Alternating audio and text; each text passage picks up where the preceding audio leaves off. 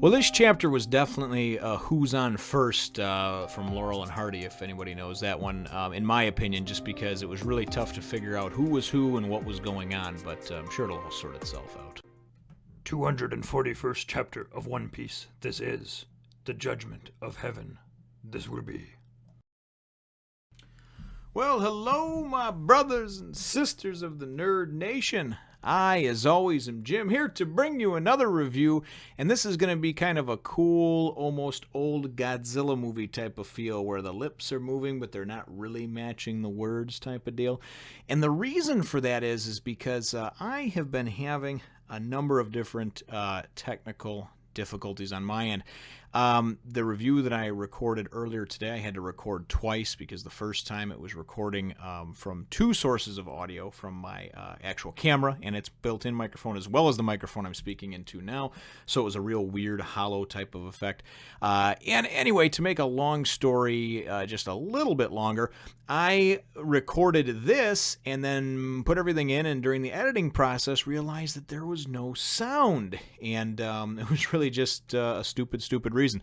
But so what we're going to do here is we're going to watch me laugh and cackle like a freaking dumb hyena and make all my faces, and I'm going to give you a recap of what actually happened in chapter 241 of One Piece. Now, in our last chapter, we of course saw things ending up with really Nami kind of being near that Godland area, that area where this Kami dwells, and it's the only area that you cannot go to up in Skypiea. It's forbidden, right? So of course we know the Straw Hats are going to eventually wind up there, or at least Luffy is, and that's how the chapter starts off. It's Luffy hearing about this and then going, "What? There's a place that I can't go to?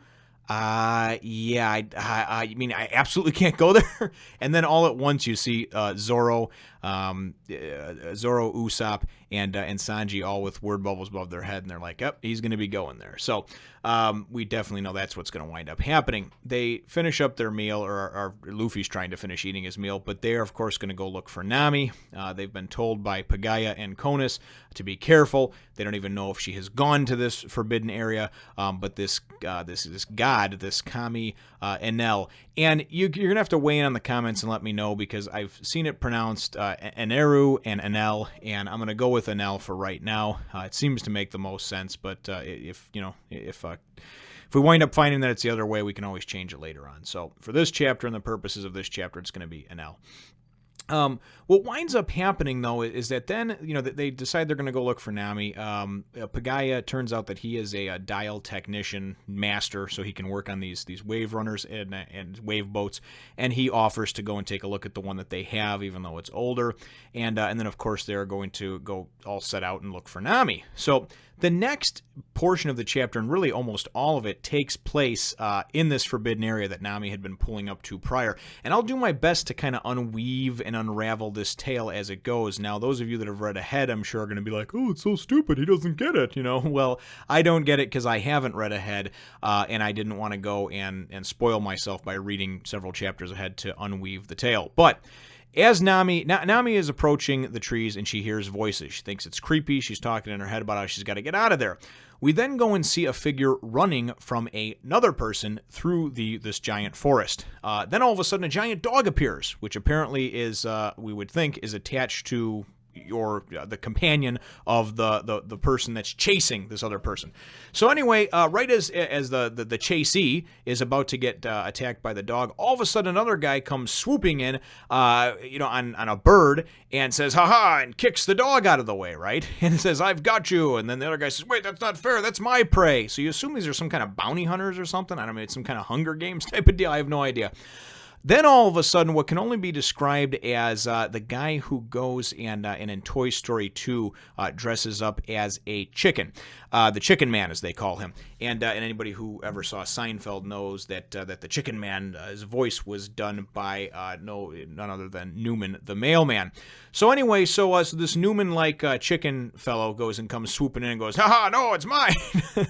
and as they're all trying to go and attack and get this one person, we presume, he all of a sudden sudden bursts out of the woods and sees Nami and starts begging her for help. And he's just, oh God, please help me. I missed my ship. I'll do anything. I'll pay you anything. And Nami's like, this craft, I think, can only hold one person. It will wind up sinking, And so before he even really gets a chance to do anything, about what appears maybe a couple hundred feet behind Nami, the guy with the tiki mask on that Chopper referred to as look like a bull running on the clouds appears, and it looks like it's him anyway, or a very close clone of him, his relative of his, and he appears, and I don't know if he just doesn't notice Nami or he just doesn't care or what, and it looks like he's got like a shoulder-mounted rocket launcher, right? So then all of a sudden he goes and boom, he fires this rocket, and it goes and goes to hit the guy, and everybody kind of just blows off in different directions. It looks like there's just an explosion is basically what happens, and kind of when the smoke clears and everything else, like I said, this guy had been pleading with Nami. All of a sudden, it looks like I don't know if it's like a lightning strike that comes down or something. It looks like comes down from the sky, from the heavens, that winds up nailing this guy, and that was running the chasee, and then. Like I said, it's a little bit hard to decipher, because then these four all start talking amongst themselves. Nami has kind of hidden over, she's docked and gotten herself up against a tree there to kind of eavesdrop, but also stay out of the way.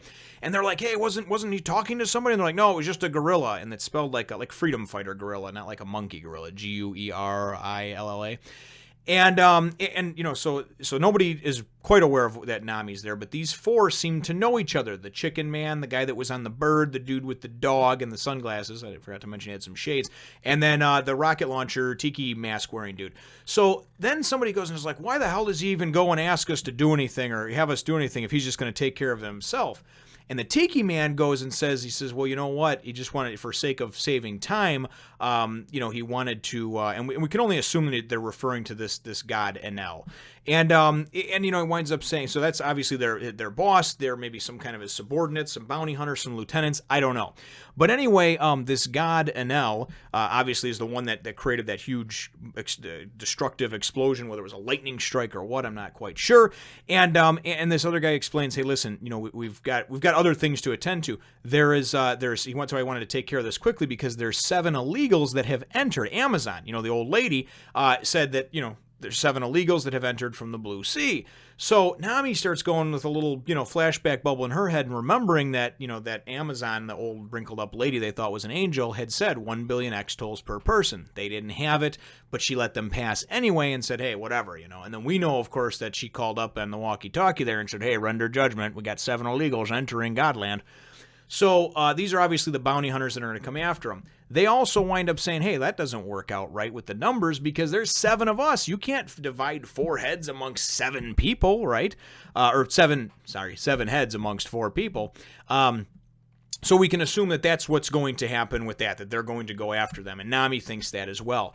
The last page or two then goes and takes us back and to Angel Island where Conus and Pagaya live and everything like that.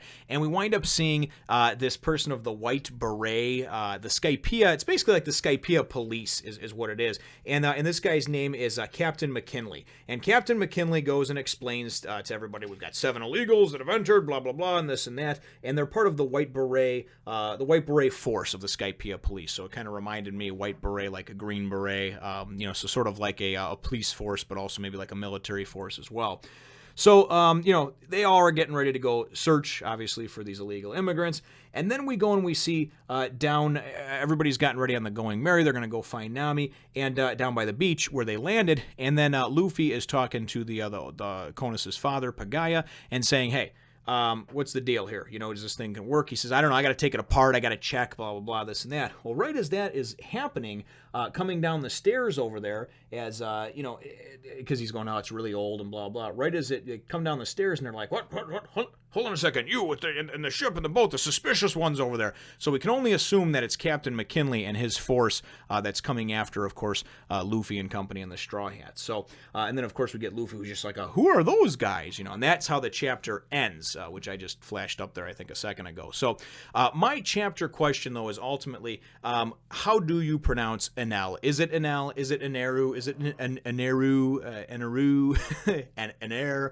Enel seemed to be the common way away, and I tried to look things up without spoiling myself on anything, just for pronunciations and on different translating websites. So that is the chapter question. And then, of course, too, if anybody can shed some light on, without any major spoilers, of if I did get this right, and these 4 seem to be lieutenants of this god Enel, and if they're working with him. So I do apologize for the kind of goofy sort of mix-up that we had here because of the technical difficulties that I had. And either way, I did have to re-record the review. I just kind of thought that this would be a funnier way to do it, as me talking into the microphone is going to be a little bit different, because obviously it's not matching up with all the actions that are coming out of the video that was actually taped. So I was hoping to turn my misfortune into a little bit of comic relief for you, brothers and sisters. So rest assured, it won't happen again. But certainly feel free to hit the thumbs up, the like button if you should think that I deserve it.